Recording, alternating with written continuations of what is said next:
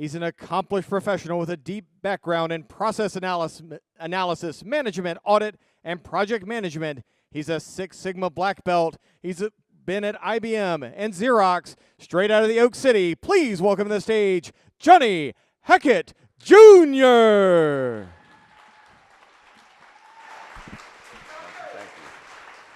Appreciate it. Thanks for being here. I got to tell y'all, it's been a great couple days. On Sunday, I was the best man at my cousin's wedding. It was also my best friend, so it was pretty cool. Monday, I became an uncle for the third time. My younger sister had her second daughter, so yeah. Another little IT person running around in a couple years. And then today, I'm here with this great panel and all of you all, so it's pretty awesome. I appreciate it. Oh yeah, and yesterday I did save a bunch of money on my car insurance by switching to Geico. But now, my name's Johnny Hackett. I'm the production manager for Unity Digital Agency, web design, web development firm. I've also had the privilege of working at a bunch of other places, big corporations, both big in size and brand recognition. And it's been awesome. And although every time, on all those stops, you don't have all the best experiences, I got some opinions about business in the corporate sector, but I was fortunate enough to work with some great minds, some great people. And I think what the best I can do today is really share a lot of those experiences that I've had with a lot of those folks working at those companies. And I want to start off by saying, if you're a small team out here, small startup, handful of resources, handful of personnel, you are agile. You have no choice in the matter, really. You're agile. So agile in corporate, those other corporations, see, they deploy agile.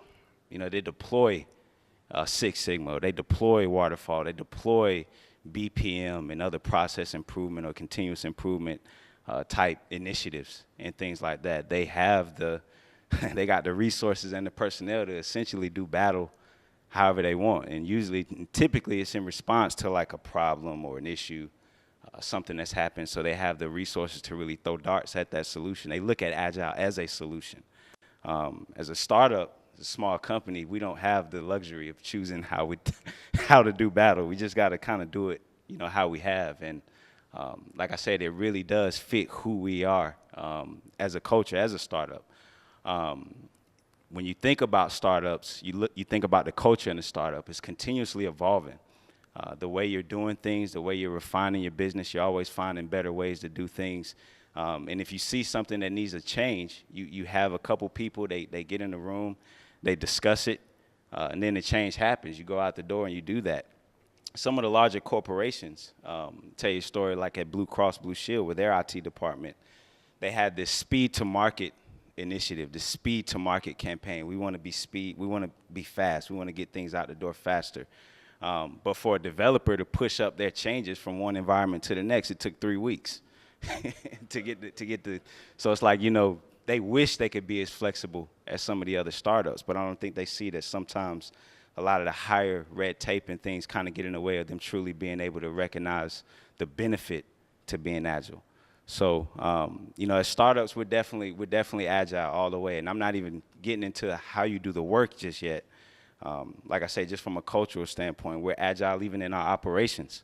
At least that's what I say when we're failing at operations. I say that, we're agile. We got to try something different, something like that. But nah, seriously, I'm like on my 5th iteration of how best to manage projects and work for the team right now. Like we started with whiteboards, got software, use emails, invites. I'm back to whiteboards now. So, that's the thing. We keep trying to figure out the best way to manage projects, both internally and externally. And, today it's a perspective thing. I'm a project manager, production manager. The thing for me that will never change in being agile is the demo session. My job is to work with clients, protect us from the clients. You have to show your customers or your clients what they're getting in these so-called sprints or phases or whatever you want to call them for the day. IBM was very good at the demo session. I'm talking about people would come, it's like a who's who when they had a demo session. Like people you wouldn't even see on a project, you're seeing them there for the first time, business owners, VPs, things of that nature. So for me, again, a perspective thing, that's the most important piece to it. And the developers, therein lies that DevOps conflict though, because how many developers do I have out there? Any developers? I know I got a couple out there. Developers don't like to show their work. You guys never like to show your work, and I'm trying to just get you guys to understand that you help me help the client stay off of me, which helps me stay off of you as a project manager.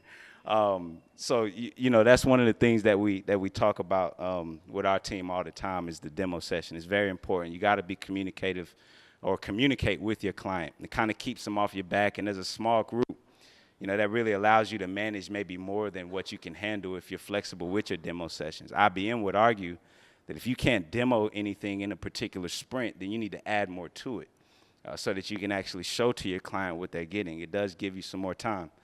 And one of the things I thought about at the very end, I did want to challenge everybody as far as, you know, really understanding who you're trying to be agile for.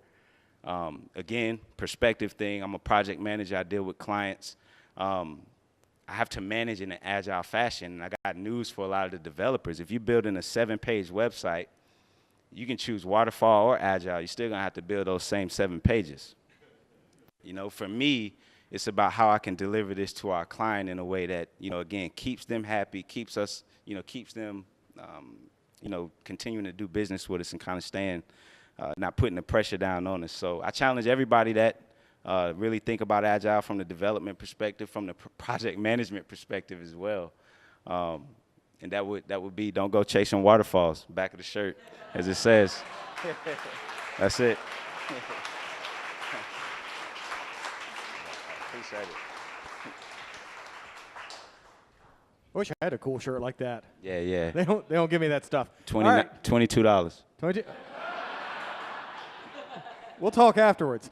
All right. So questions for Johnny Hackett Jr. on Agile in a startup environment. Going right up here to the front first. Coming your way. Hi. In a recent interaction, upper management had heard about Agile and Lean, and they're really excited, and they wanted the organization to be transformed for its benefits. But they'd spent the last 30 years in a command and control mode, and they were really good at that and very comfortable. Thoughts about how to break that, because I think they were genuine in wanting to get to the benefits of Agile. What can help us help them? Yeah, that's a good question. I think what goes along with any type of change like that, and me and Charles were just talking about it, I think when you're leading Agile or any other type of implementation, you also have to study change management. You know, change management 101 that's probably one of the hardest jobs you can have in any business, is to go into any environment and change the way they do business from the top down. So I think as you look at some of those principles, ways to affect change and to get people to latch on to change, they're going to resist. It's just natural. But I think as much as you can familiarize yourself in those practices as well, in conjunction with Agile principles, I think the better off. So. All right, next question right behind him. Coming to you, ma'am. Just really worried for your phone there. Okay. Hi. Question. So in your opinion, since you work in corporate and you work in small companies, startups, when does Agile fail and how? Agile fails when you try to work Agile but communicate to your clients as if you're waterfall. Again, that demo session is very important. Like, you know, again, if we call ourselves Agile and we're going to build these things in our sprints, but our communication breaks down with our customer, with our client, and we become this waterfall group, this group that's just communicating at the very end, I think that's where it breaks. When the people who you're building for get, you know, they're frustrated or they're complaining about time frames or they're changing things up, whatever the case may be, I think that's when it really fails. And that's, you know, again, just going back to the demo session, the communication piece of it. Again, I'm a project manager. I'm not a developer. But you know, IBM had a good saying: the work is the work. You know, who are you really being Agile for? Who benefits from you being Agile? So. Excellent. We'll go here and then over to this side. So coming your way here. Boop. John, Continuous Precision Medicine. How you doing, man? What's going on, man?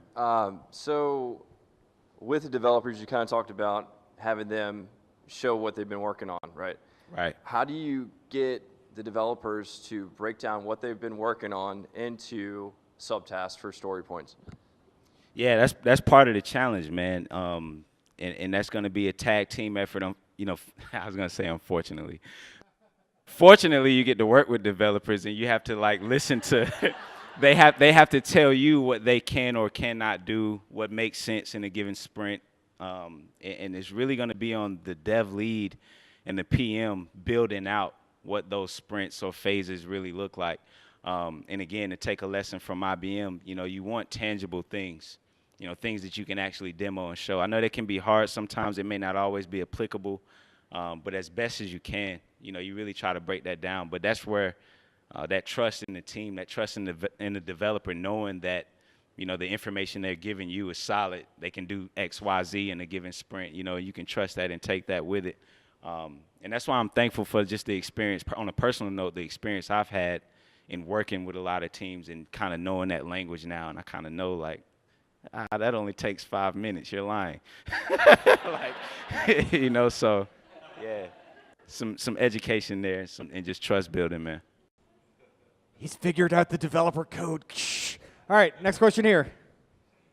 Hey there. So I've taken some interest in your continuous improvement of the different methods you're trying to communicate status. What have you learned in trying not to badger the developers and getting a status? Yeah, it's a fine line. We talk about that with my team all the time. I think they like the fact that I'm able to step in there and serve as a good middle piece between our team and the client. We were talking about it the other day. At the end of the day, I tell the client, listen, you're going to get a beautiful product. That's what I hang my hat on. Unity is we've got some great developers with that company. So now I'm able to kind of hang my hat on that a little bit.